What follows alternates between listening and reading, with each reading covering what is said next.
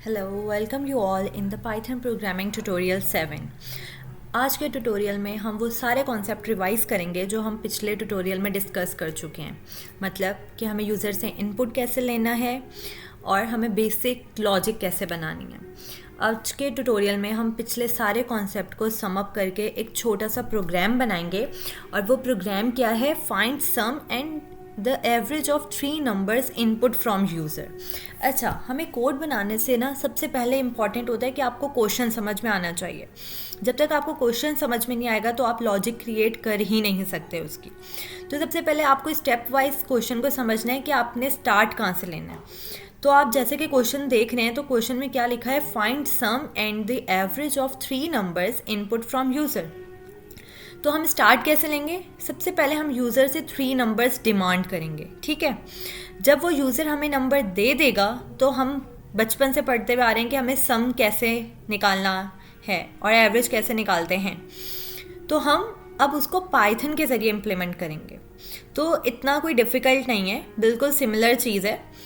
बस सिंटेक्स को फॉलो करना है हमें और वर्क करते जाना है। So let's start. जी, तो सबसे पहले हम क्या करेंगे, यहाँ पर आपको सबसे पहले यूज़र से इनपुट लेना है, ठीक है। और मैंने आपको पहले पिछले ट्यूटोरियल्स में बता चुकी हूँ कि जब आप इनपुट लेते हैं तो आपको चाहिए कि आप वेरिएबल का नेम वही रखें जिससे आपको याद रहे कि आपने क्या इनपुट लिया था यूज़र से, ठीक है। अब यहाँ मुझे नंबर चाहिए, मोस्ट प्रोबेबली इंटीजर होता है, तो मैं इंटीजर लिख रही हूँ इधर। और मुझे यूज़र को बताना है कि मुझे उससे क्या चाहिए। इनपुट तो लाजमी लिखना है, it's a keyword, integer is also keyword. अब मुझे यूज़र से क्या बोलना है, एंटर नंबर 1, ताकि यूज़र को पता हो। जितनी ब्रैकेट्स आपने ओपन की उतनी क्लोज करनी, अदरवाइज एरर आ जाएगा। इसी तरह number 2 equals to integer input और enter number 2। Number 3 equals to integer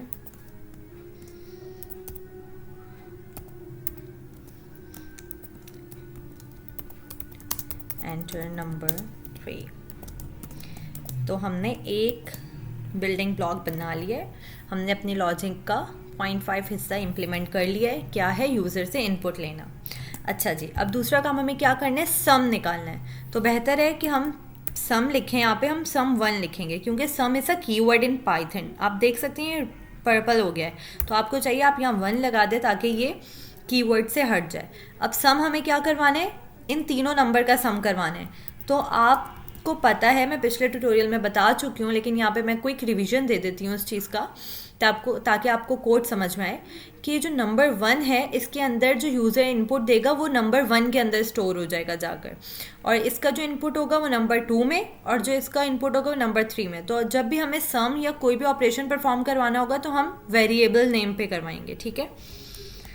अगर आपको अभी भी नहीं समझ आया तो आप पिछले ट्यूटोरियल से रेफ़र कर सकते हैं अगर आपने नहीं देखे हैं तो।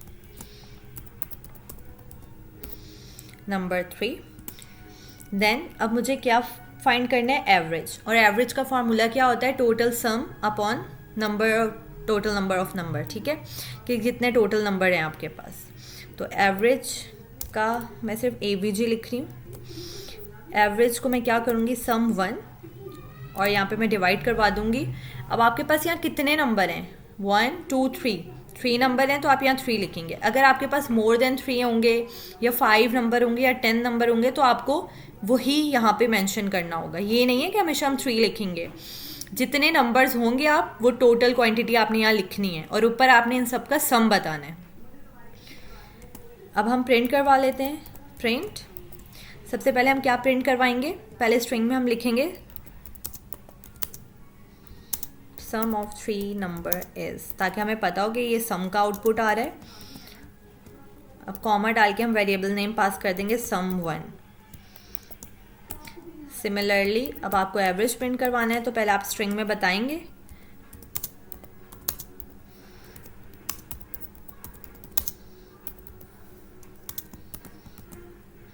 कॉमा डाल के आप वेरिएबल नेम पास कर देंगे यहाँ पे and here is it. Let's execute it.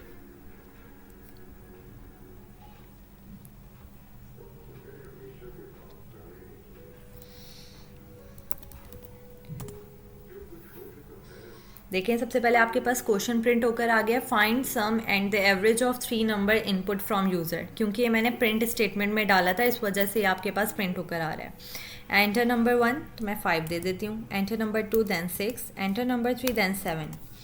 अब आपके पास देखें सम प्रिंट होकर आ गया, sum of 3 number is 18, average of 3 number is 6.0। तो आप देख सकते हैं, अब यहाँ पे तो मैंने सिर्फ सम और एवरेज करवाया है, आप डिफरेंट फंक्शन इम्प्लीमेंट कर सकते हैं। जैसे कि हमने पिछले ट्यूटोरियल में सम किया था, सब्ट्रैक्ट किया था, डिवाइड किया था, मल्टीप्लाई किया था। तो आपकी रिक्वायरमेंट और लॉजिक के हिसाब से आप कोई भी फंक्शन इम्प्लीमेंट कर सकते हैं। बस आपको सिंटेक्स पता होना चाहिए और आपके माइंड में पूरी लॉजिक बिल्डिंग क्रिएट होनी चाहिए सबसे पहले। अगर आपको क्वेश्चन समझ नहीं आएगा तो आप कोड नहीं बना सकते। तो बेहतर है कि पहले आप सवाल को समझें, उसके लॉजिक को समझें और अपने दिमाग में लॉजिक बनाएं या पेपर लेकर उस पर लॉजिक बनाएं, देन कोड इम्प्लीमेंट करें। It will be the easy way for you. अच्छा, अब यहाँ पे देखें, हमने इंटीजर की फॉर्म में लिया था इनपुट। आप चाहें तो इसको फ्लोट भी कर सकते हैं, ये फ्लोट के साथ भी वर्क करेगा। ऐसा नहीं है कि सिर्फ इंटीजर के साथ ही वर्क करेगा, इसीलिए मैं आपको शो करवा रही हूँ। तो आप देख सकते हैं, आप फ्लोट मांग रहे हैं तो मैं पॉइंट में ही नंबर दूंगी, लेकिन ये इंटीजर भी एक्सेप्ट कर लेता है। मैंने पिछले ट्यूटोरियल में आप लोग को बताया था शायद।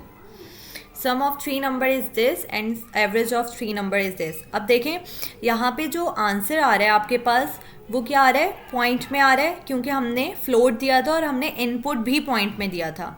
लेकिन अगर आप चाहते हैं कि आपका जो आंसर है वो पॉइंट में नहीं आए, तो आप यहाँ पर राउंड का फंक्शन लगा सकते हैं। जो भी आप वेरिएबल प्रिंट करवा रहे हैं वहाँ पे आप राउंड का फंक्शन लगा दें, तो ये आपके पास जो आंसर देगा वो पॉइंट ट्रंकेट हो जाएंगे। ठीक है, let's execute it, it's work और नॉट।